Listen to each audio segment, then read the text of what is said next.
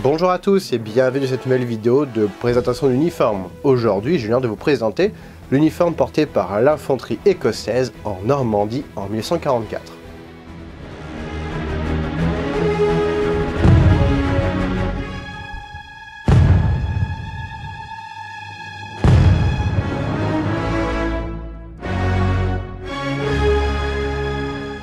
Avant toute chose, je me dois de vous rappeler certains points comme d'habitude. Tout d'abord, cette vidéo n'est qu'une base qui vous servira à constituer votre uniforme. Ce n'est en aucun cas une bible qui vous épargnera l'achat de livres, de magazines spécialisés ou même de faire vos propres recherches sur internet. Je n'ai pas la prétention de tout savoir, donc si vous avez des remarques, je vous invite à poster un commentaire en dessous de cette vidéo. Mais n'oubliez pas que vous pourrez facilement me contredire avec des photos d'époque. Mais ce n'est pas parce qu'une photo montre un élément qui était forcément réglementaire, et inversement, ce n'est pas parce qu'il n'y a pas de photo que cet élément en question n'a jamais existé. Je ne présenterai que ce que je porte pour vous éviter une vidéo qui durerait 2 heures et qui coûterait des milliers d'euros, et vous pourrez retrouver l'intégralité des éléments que je présente dans la description avec le timing correspondant.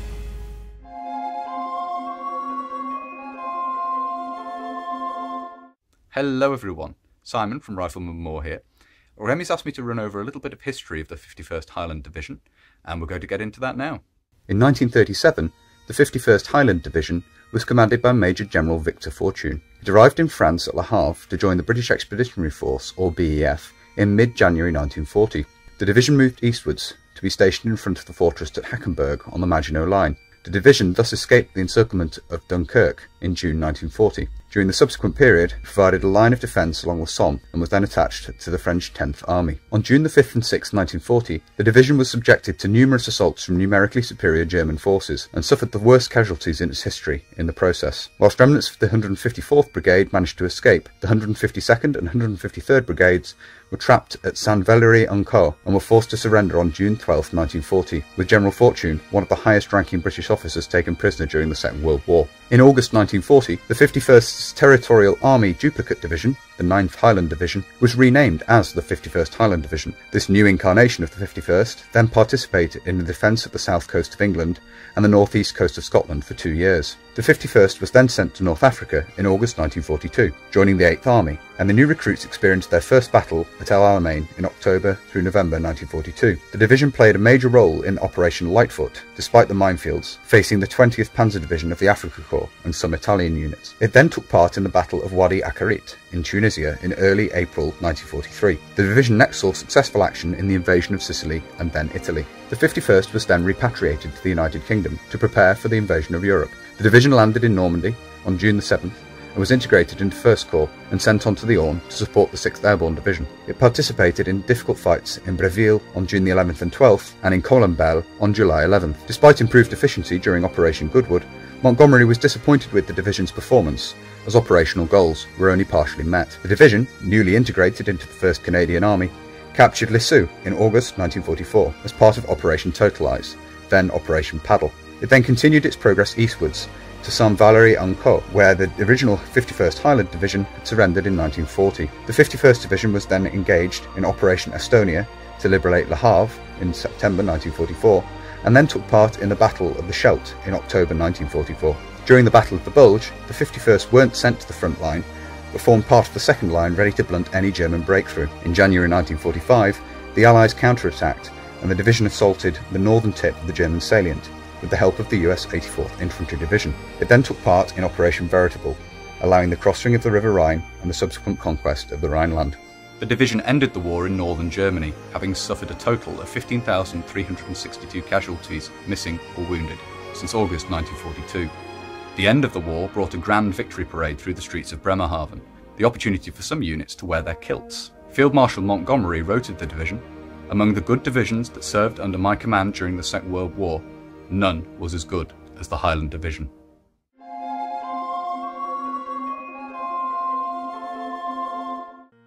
La tenue du soldat britannique de 1944 diffère énormément de celle des théâtres d'opération et des époques précédentes.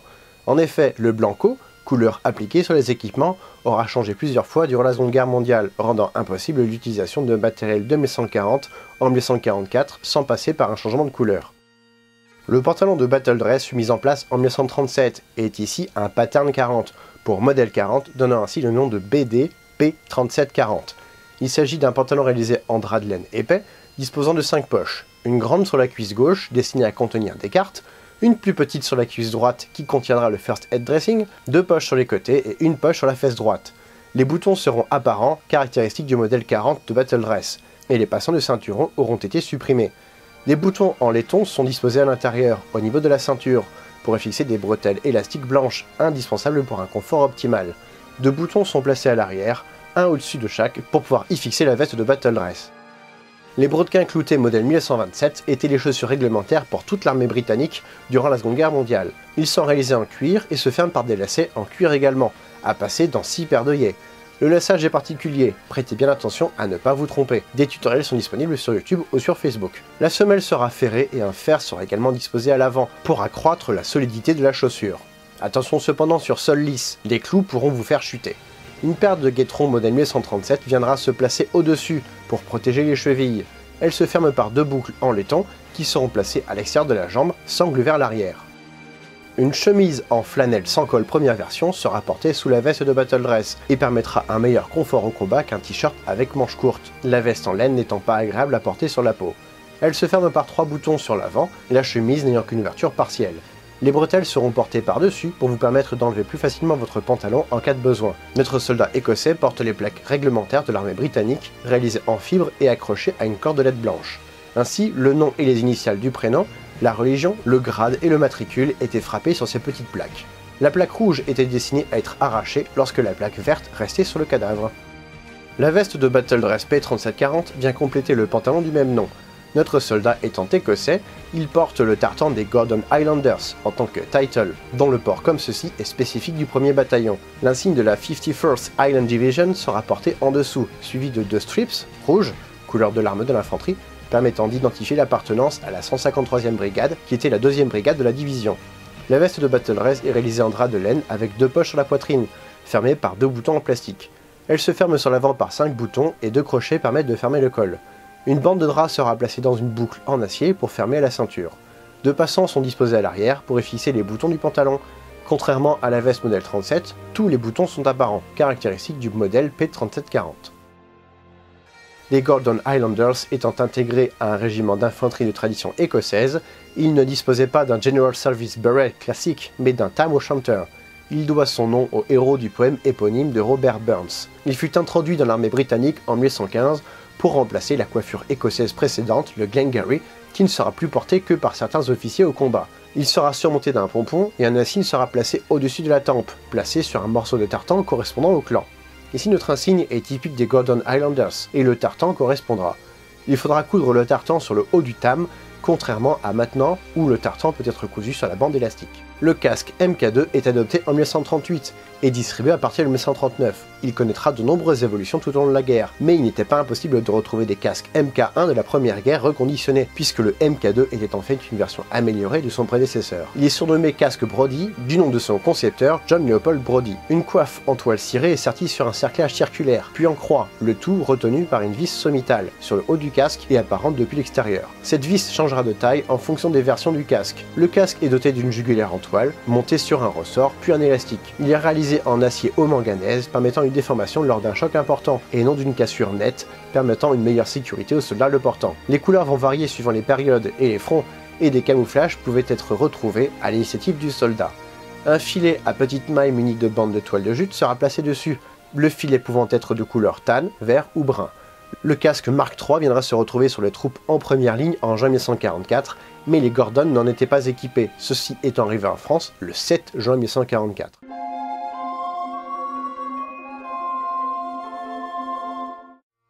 L'ensemble de l'équipement porté par notre soldat est du modèle 1937, réalisé en web, forte toile de coton filé. L'assemblage s'effectue à l'aide de boucles et de crochets en laiton ou de fer zingué. 2 cartouchières Mark III modèle 1937 sont placées de part et d'autre du ceinturon. Elles sont destinées à transporter les munitions du soldat et permettent au passage de maintenir les bretelles en place. Des grenades, des chargeurs, des clips dans des bandoulières pourront être stockés et 2 chargeurs de Bren seront également stockés dans une des cartouchières. Les petits passants sous le rabat servent aux cartouches des grenades à fusil. La dotation du nouveau fusil Lee Enfield a nécessité la création d'une nouvelle baïonnette. Il s'agit de la numéro 4 Mark II, stockée dans un fourreau Mark I, le tout placé sur un gousset en toile modèle 837. La baïonnette est ici réalisée en impression 3D, mais le fourreau est réalisé en acier. L'équipement est placé sur un ceinturon modèle 1137 qui permettra d'accrocher les bretelles croisées, qui seront solidarisées ensemble par un passant qui se trouve sur la bretelle partant de la cartouchière gauche. Un outil de tranchée individuel MK1 est placé à l'arrière du ceinturon, au bout des bretelles. L'outil de tranchée individuel est réintroduit en 1942, celui-ci ayant été supprimé en 1937. Il permet de stocker une pelle pioche avec le manche stocké à l'extérieur, ici du deuxième type. Un porte-gourde Mark III modèle 1937 contiendra un bidon Mark VII avec sa housse en feutre. Une lampe UST L122B est ici portée par notre soldat. Pas réglementaire, mais il a pu récupérer cet effet auprès d'Américains lorsqu'ils étaient stationnés en Angleterre. Elle est ici rangée dans une cartouchière, mais sera plutôt accrochée au ceinturon, les cartouchières étant destinées à ranger les munitions. L'équipement du soldat était réglementaire pour tous les hommes du rang. Les sous-officiers et officiers avaient des variantes, évidemment, mais le reste de la troupe n'avait que très peu de variations, sauf les servants d'armes collectives. La disposition est également réglementaire, donc évitez les libertés. Une housse en toile verte se trouve sur le flanc gauche de notre soldat, glissée sous le brelage pour éviter que le sac ne se balade lors de vos déplacements et phases de combat. Cette housse sera portée ici en bandoulière, mais des crochets pouvaient être présents pour le placer sur le brelage. Le système de fermeture du sac était destiné à être ouvert rapidement en tirant sur la sangle supérieure vers le haut. Cela permettait une utilisation rapide du masque. Cet étui Mark II est destiné à contenir le masque anti-gaz léger Mark II. Ce masque fut mis en place à partir de mars 1943 et fut en dotation lors du débarquement en Normandie. Il sera compliqué de porter le casque avec la jugulaire au cou, ainsi donc il sera plus simple de placer la jugulaire sur l'avant ou derrière votre nuque pour permettre un port optimal. Une cartouche sera également stockée et placée sur le côté du masque, pouvant rendre l'aspect pratique un peu secondaire. Attention à bien retirer le bouchon de la cartouche sous peine d'asphyxie. Obligatoirement porté, ce masque ne fut cependant pas utilisé au combat, les gaz n'ayant pas été employés. La housse contient aussi des pommades et des lunettes anti-gaz, le double de la plaque d'identité rouge et une boîte d'anti-diming. Le Small Pack modèle 1137 sera à prendre avec des sangles en L, fixées à l'aide de crochets en laiton. Le Small Pack est destiné à recevoir le nécessaire de toilette, une gamelle en deux parties, avec une ration 24 heures dedans, les couverts, l'échange et la cape, ici de modèle Mark VI, bien que le modèle Mark VIII soit également fréquemment retrouvé. Un quart émaillé sera accroché sur une des sangles de fermeture, celui-ci étant trop gros pour être contenu dans le sac. Nous retrouverons également une trousse de couture, une troisième sangle de brelage pour mettre le Small Pack en musette et des boîtes de rations de thé. Venant en supplément des cartouchières du ceinturon, les cartouchières en toile étaient également appréciées, car rapides d'accès. Chaque pochette permettait de ranger 2 clips de 5 cartouches de 303, et 5 pochettes étaient disponibles, soit 50 cartouches par bandoulière. Il existait plusieurs modèles de cartouchières, et plusieurs cartouchières pouvaient être transportées en même temps. Le clip présenté ici est une reproduction faite en résine, quand les autres compartiments sont remplis de clips en caoutchouc. Le lit Enfield numéro 4 Mark I fut adopté en 1941 pour succéder au lit Enfield numéro 1 Mark III, mais il fut fabriqué en masse à partir de 1942 jusqu'en 1945. Il fait 4 kg et se charge, comme le Mark III, par 2 lames chargeurs qui se mettront dans un magasin qui devient, à partir de cette nouvelle version, amovible. Les organes du visée sont passés à l'extrémité du corps pour allonger la ligne de visée, contrairement à la version précédente. La bretelle s'installe grâce à 2 passants et il faudra respecter une distance de 4 doigts entre les 2 ergots de la bretelle et le passant de la crosse. La hausse était pivotante, un œilleton permettait une visée rapide à 274 mètres, 300 yards, et un autre œilleton réglable pouvait atteindre les 1189 mètres, par intervalle de 100 yards, 91 mètres. Le fusil Lee Enfield numéro 4 Mark I était distribué à 8 soldats sur les 10 constituant un groupe de combat. C'est ici une réplique d'Airsoft de chez Viva Arms. Chaque soldat était équipé d'au moins 30 lames chargeurs de 5 cartouches de 303 British, ou 7,7 par 56 mm, d'où les cartouchières additionnelles. Certains soldats pouvaient également transporter les lames directement dans les chargeurs amovibles. La baïonnette pique s'installe directement sur le canon et se verrouille grâce à un bouton présent à la base de la lame. On fait pivoter la baïonnette jusqu'au verrouillage. Cette baïonnette numéro 4 Mark II était surnommée Pick Sticker. Le soldat écossais avait globalement le même uniforme que le soldat britannique. Seuls les insignes et la coiffure changeront. Le kilt pourra être porté, mais uniquement pour les cérémonies et pour une tenue de sortie. Mais là encore, le kilt aura un tartan spécifique en fonction du régiment. Ne prenez pas un kilt au hasard sans vous renseigner sur les régiments à représenter. Le kilt a été retiré officiellement du combat en juin 1940, mais il n'était plus porté au combat que par 2 régiments en 1939. Donc ne vous encombrez pas avec cet accessoire si vous ne souhaitez pas faire de tenue de sortie. Ici, quelques éléments de la tenue seront originaux, comme la gourde ou le manche d'étui individuel. Le reste est de la reproduction qui aura été adaptée ou blancoté. Ainsi, le passant arrière de la bretelle de droite aura été décousu, seul le passant de gauche étant utilisé. Le sac aura été rempli de manière réglementaire, vous verrez le contenu dans une vidéo située dans la description, ainsi qu'un lien vers la revue du Lee Enfield numéro 4 Mark I de chez Viva Arms.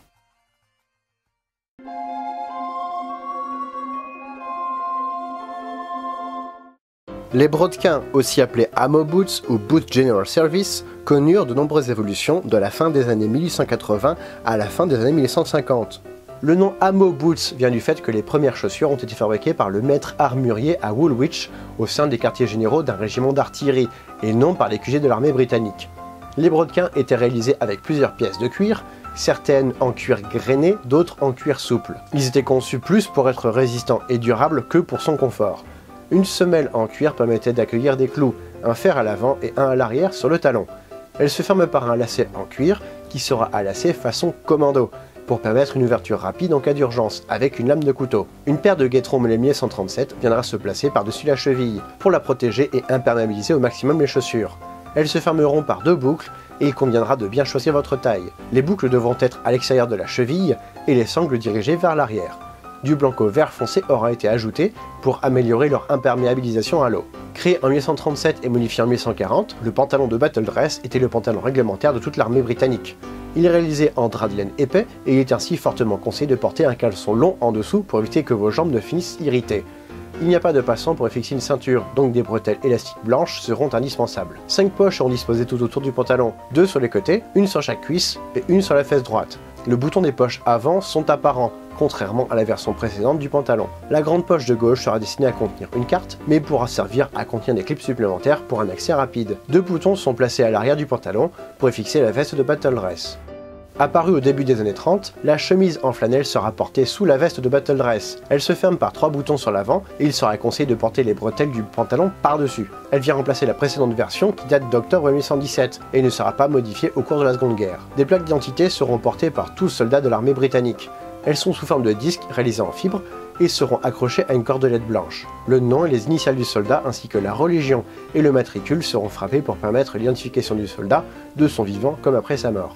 La veste de battle dress pattern 3740 vient se placer par-dessus la chemise sans col et le pantalon de battle dress. Elle dispose de 2 poches sur la poitrine et hélas peu accessible une fois le brelage installé. Ces poches se ferment par des boutons en plastique apparents, contrairement au modèle précédent, la veste pattern 37. Elle comporte des insignes propres au bataillon, à la brigade, à la division, au régiment de notre soldat. Certains placeront un bout de drap de laine en dessous pour facilement changer les insignes de la battle dress, mais ce n'est absolument pas obligatoire. 2 crochets fermeront le col et il sera obligatoire de les utiliser en cérémonie, sauf pour les officiers qui la porteront col ouvert avec chemise à col et cravate. Il sera possible, sur ordre du corporal, d'ouvrir les crochets en cas de chaleur. Dans ce cas, tout le groupe le faisait. Une bande de drap de laine viendra se placer dans une boucle pour cintrer à la taille.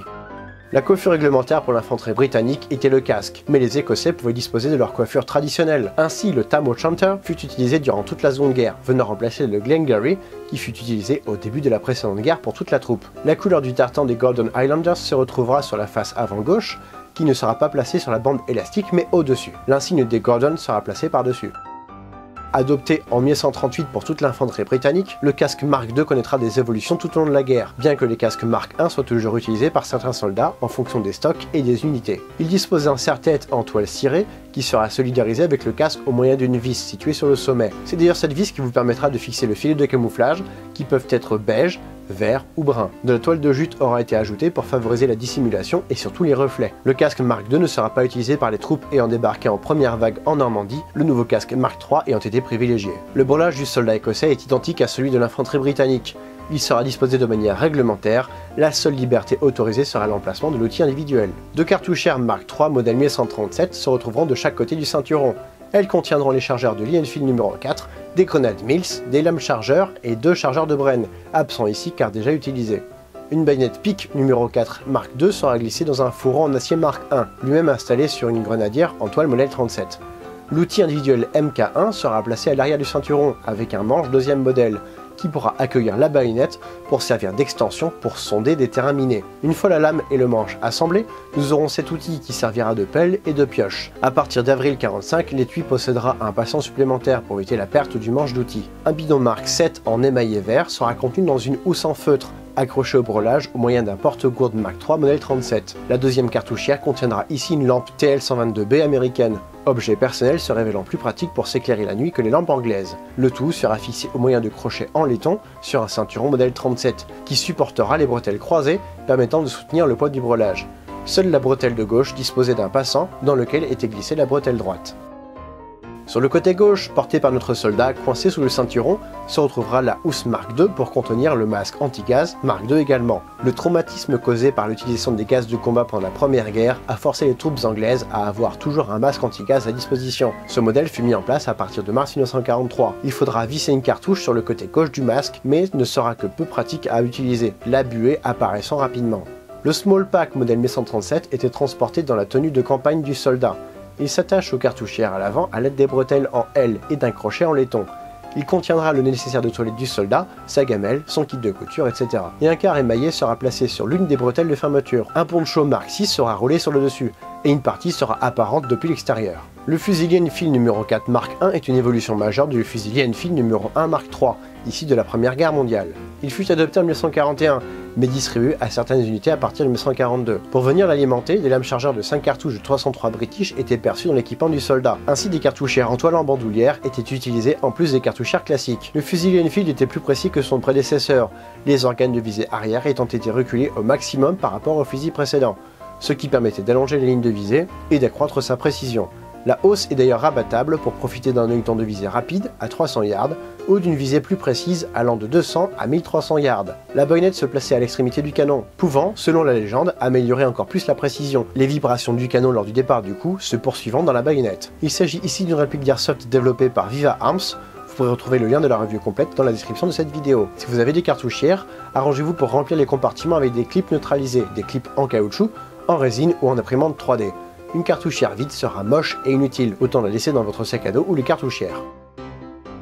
Voici ce qui conclut cette vidéo de présentation d'uniforme, j'espère qu'elle vous aura plu. Si c'est le cas, comme d'habitude, n'hésitez pas à laisser un pouce bleu, un commentaire, à vous abonner et à partager cette vidéo. Merci à Sweet Airsoft pour le soutien, ainsi qu'à mes amis des héros du passé qui ont pu m'aider pour la constitution et la présentation de cet uniforme. Merci à Rifleman Moore pour sa participation. Si vous êtes intéressé par le matériel anglais de tout le XXe siècle, je vous invite à découvrir sa chaîne super intéressante, le lien est dans la description.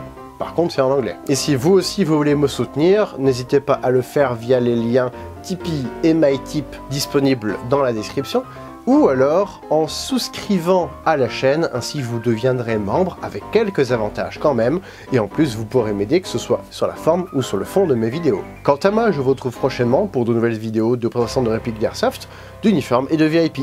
Salut!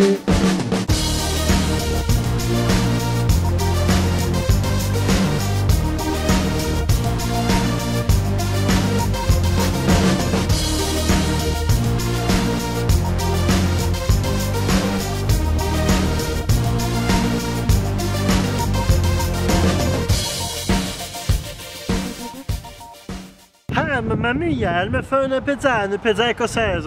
On l'appellera la Mac Pizza.